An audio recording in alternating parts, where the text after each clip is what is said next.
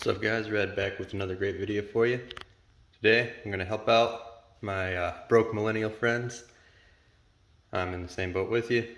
Need to save up for a house and they're pretty expensive, so follow along this video and go through step by step. And yeah, broke millennial writing this on cardboard still, so don't worry guys, I'm in there with you. I'm going to show you how we can get out of this though. Alright. Step 1, you need to write a budget. Alright. I know this has probably been said a whole lot of times, but this is really important. If you want to get your finances in order, write your budget. So you're going to start out with your income. Alright. Let me go through this with you guys. Income. Then you're going to subtract all of the things that you put money into, alright? So, if you have your church, you give your tithe, you have your retirement, have your rent. Those are three biggest for me. See how that goes for you guys. It's probably going to be the largest sum of it for most people. Alright, then we've got things we need like insurance. You got your car, maintenance, gasoline, repairs, and you got all your groceries. You got other shopping that you do. Oh, and then people have birthdays and there's holidays, so you gotta get gifts. Alright? So you do all this, and you determine that's how much money I have left in my budget that I can put towards savings. And if you want to save up for a few things, then you just do this. Say it's like $100 and you want to save for two things, so you do 50, 50. Or you can do 75, 25, depending on what the goal is and what the priority is at your time. Alright, so for me, I've determined that we're going with $875 per month. Alright, so writing my budget, I found that out. Okay, step 2.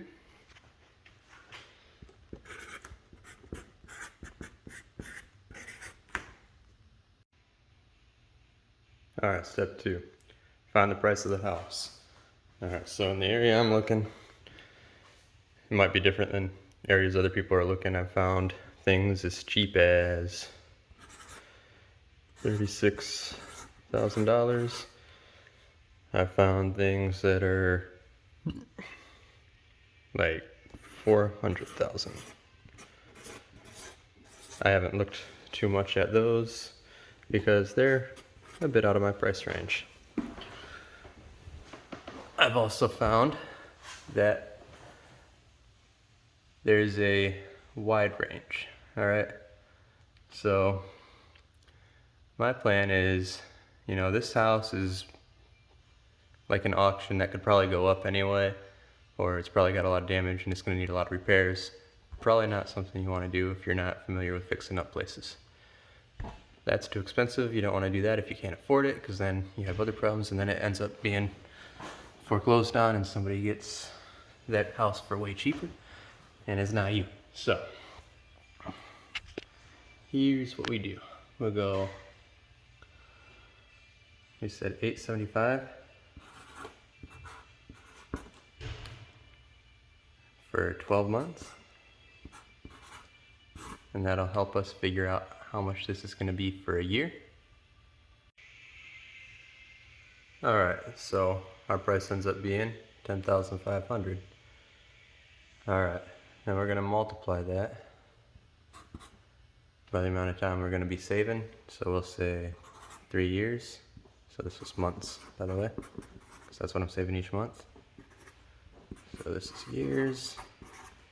I'll be able to save that much for this amount of time. So we're looking at 31,500. All right, so that's still not this price, right? We're still not able to buy that, but we're not thinking about having this as our down payment, right? So this is for a down payment. Even if you don't have credit or haven't gotten a credit card, you can do this because we're doing this for 3 years, right? So as long as you're paying your rent, you can manually underwrite this. All right, so we've got 3 years of paying our bills and paying our rent on time. We go find a place that's gonna manually underwrite this for us, or if your credit's good, you can use that. So this will be our 20% down payment, right? So what's that mean? What kind of house can we get for this kind of money? All right, so we've determined it. 31,500 is 20% of 157,500, which is about the median house price of a house in the area I'm looking. It's a little under, but for our example, this will work, right? So then you're going to subtract that, your 31,500 from here, and this will get you your loan amount.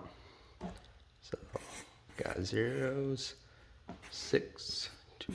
So now we've got a $126,000 loan, right? And we can pay this off over either 15 years or 30 years.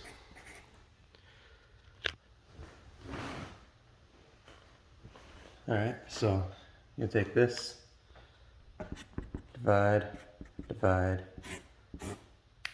get you your answer there for how much you need to pay per year. And then after that, after you get this, you'll divide by 12, and that'll get your month.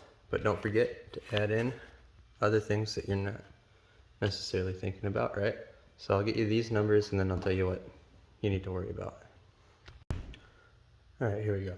So we've got this being $700 a month for the 15 year, and for the 30 year being $350. Now that's just on principal.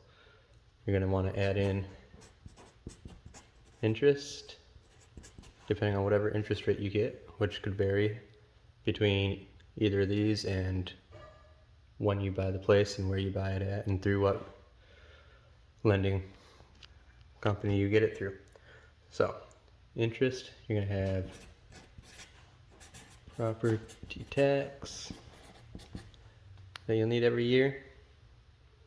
All right. And good thing here, right? So we paid 20% down, which means we don't need a mortgage insurance. That's if you pay less than 20. So if you're less than 20% down,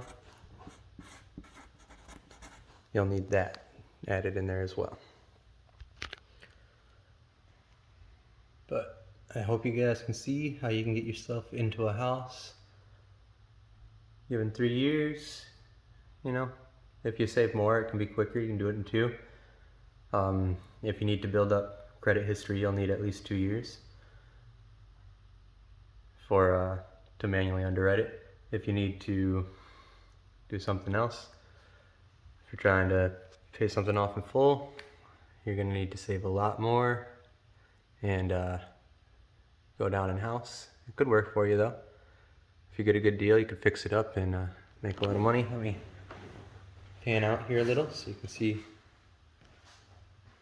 get a good look at everything on there. All right, but as you can see, we were getting used to saving that $875 a month. So after all this stuff's added in, it'll be pretty close to that per month for the house anyway. You're already used to saving that, so you'll know you can afford it because you're not saving for a house anymore. But anything else you want to save for, you're going to need to come up with the funds. So if you want a new vehicle or vacation or anything else, so if it was just a percentage like we were talking over here, if you did 50-50, 75-20, 90-10, whatever it is, then you'll be good. Just whatever that other part was, you're still able to save. Otherwise, try and make some more money.